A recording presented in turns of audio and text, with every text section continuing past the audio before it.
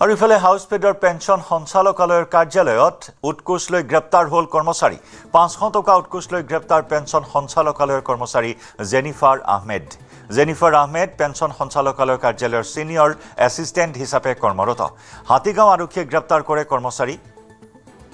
মহিলা কৰ্মচাৰীগৰাকীক সঞ্চালকে জেনিফাৰ আহমেদৰ বিৰুদ্ধে দাখিল কৰিছে এজাহাৰ স্বাস্থ্য পৰীক্ষাৰ অন্তত নিশাটো মহিলা আৰক্ষী থানাত ৰখোৱা হয় কৰ্মচাৰীগৰাকীক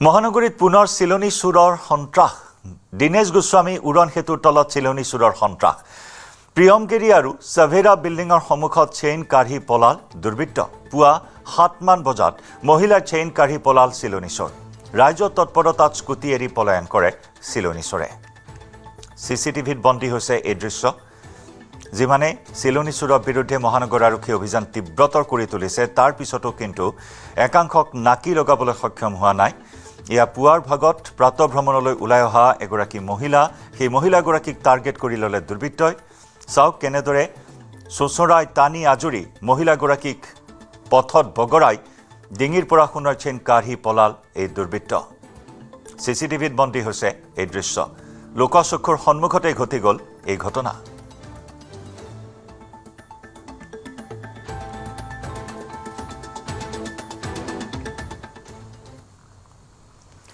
আজিৰে পৰা পবিত্ৰ অমৰনাথ যাত্ৰাৰ আৰম্ভণি কটকটীয়া নিৰাপত্তাৰ মাজেৰে অমৰনাথ ধামলৈ খুন্দ বৈছে ভক্তৰ 3 জুলাইৰ পৰা আৰম্ভ হোৱা যাত্ৰাৰ অন্ত পৰিব 7 আগষ্টত 2026 বৰ্ষৰ বাবে পঞ্জীয়ন হৈছে প্ৰায় 25 লাখ ভক্তৰ নাম নিৰাপত্তাৰ বাবে অমৰনাথত মোতায়েন কৰা হৈছে প্ৰায় 15,000 সেনা বাহিনীৰ জোৱান পেহেলগাম আৰু বালতাল পথেৰে চলিব অমৰনাথ যাত্ৰা ভক্তক আদৰিবলৈ জম্মু কাশ্মীৰ চৰকাৰ আৰু প্ৰশাসন এনেদৰে মাৰ বান্ধি সাজু হৈছে কটকটীয়া নিৰাপত্তা বিহুৰ মাজেৰে এনেদৰে তীৰ্থযাত্ৰীসকলৰ বাহনসমূহ আগবাঢ়িছে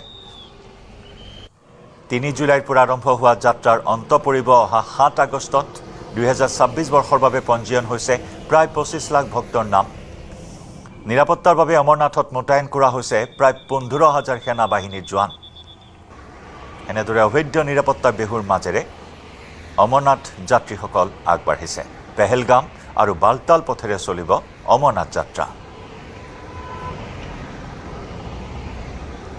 लगातार यहाँ पे आते हुए हर साल मतलब जो है तैयारी हर साल बेहतर लगती है यहाँ पे कोई परेशानी नहीं होती यहाँ पे कोई किसी प्रकार की दिक्कत नहीं है ना यात्रा में ना लंगर में ना भंडारे में ना रास्ते में आने जाने में हमें बड़ा अच्छा लगता है हर साल बाबा बुलाते हैं तो हम बाबा के दर्शन करने चले जाते हैं तो मुतमईन है ये लोग आप मुझे अपना नाम बताइए कहाँ से आए मेरा नाम विनोद मैं लोकल यहीं से श्रीनगर से तो श्रीनगर से आप आए हैं पहली मर्तबा है या इससे पहले आते रहते हैं यहाँ पे किस तरह की तैयारी आपको लग रही है यहाँ हमें सबसे पहले एडमिनिस्ट्रेशन का बड़ा शुक्रगुजार रहना चाहिए बहुत अच्छा इंतजाम किया उन्होंने यहाँ पे और जिस तरह से अभी यहाँ पे इनका मैनेजमेंट हो रहा है बारिश का भी मौसम थोड़ा खराब है अभी ये भी ठीक हो जाएगा पर जिस तरह का उत्साह लोगों में है यहाँ पे बाबा बर्फानी के दर्शन के लिए तो बड़ी खुशी हो रही है यहाँ पे आके और अच्छा लग रहा है कि जिस तरह का इंतजाम किया यहाँ पे एडमिनिस्ट्रेशन ने बहुत अच्छा लग रहा है बिल्कुल तो इत्मीनान का इजहार कर रहे हैं यहाँ पर हम आपको दिखाएंगे यहाँ पर आप देखिए सिक्योरिटी एजेंसियां भी मौजूद है यहाँ पर सीआरपीएफ के जवान है आईटीबीपी के जवान है यहाँ पर इंडियन आर्मी के जवान है यात्रियों की सुरक्षा के लिए इन्हें भी खड़ा किया गया है जम्मू कश्मीर पुलिस लगातार गुज़श्ता तकरीबन 1 महीने से मुख्तलिफ मकामात पर मॉक ड्रिल्स कर रही है और ये सब इसलिए किया जा रहा था ताकि यात्रियों की सुरक्षा हो और ये जो अमरनाथ यात्रा है इसको ऐसे तरीके से यानी पीसफुल माहौल में इसे मुनक्किद कराया जाए और आज जो तस्वीरें हम यहाँ पर देख रहे हैं बिल्कुल हालांकि मौसम खराब है लेकिन जिस तरह से यात्री कह रहे हैं कि हर साल बेहतर जो इंतजामात है वो यहाँ पर होते हैं और इंतजामात बेहतर ही हुआ करते हैं और इन्होंने भी इत्मीनान का इजहार किया है इस तरह का ट्रैक तकरीबन जो होली केव है वहां तक इस तरह का ट्रैक है हर साल जो ट्रैक है इसको बेहतर बनाने की कोशिश की जा रही है आगे हालांकि गोडू पर भी यात्री चल रहे हैं पालकी वाले यहाँ पर है उनको भी रोजगार मिल रहा है ये देखिए तिरंगा हाथ में बाबा जी का दर्शन, बाबा बर्फानी के दर्शन के लिए ये पहुंच रहे हैं। यहाँ पर आप देखिए, आप तिरंगा भी यहाँ पर इन्होंने अपने हाथों में लिया है।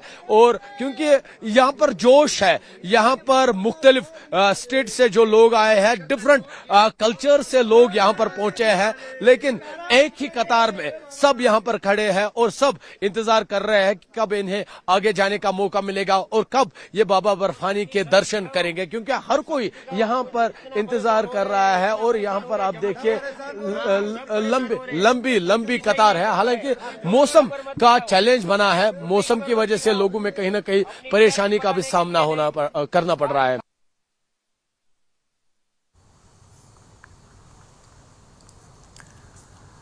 और गुड मर्निंग 18 এই মুহূৰ্তত জনাও এটা ব্ৰেকিং নিউজ।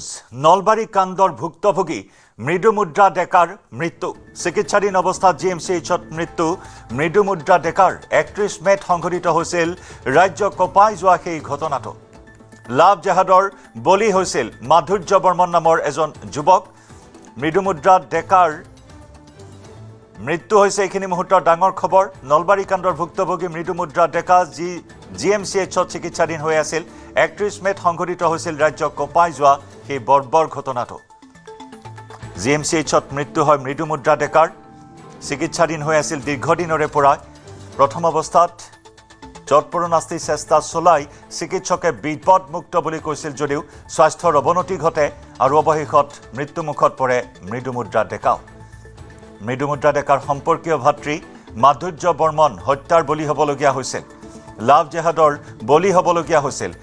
লাভ জেহাদৰ এই ঘটনাই সমগ্ৰ ৰাজ্যত তোলপাৰ লগাইছিল, কিন্তু অৱশেষত সেই দুৰ্ভগীয়া যুৱতীগৰাকীও প্ৰাণ হেৰুৱালে। চিকিৎসাধীন অৱস্থাত GMCHত মৃত্যুমুখত পৰিল মৃদুমুদ্ৰা ডেকাই।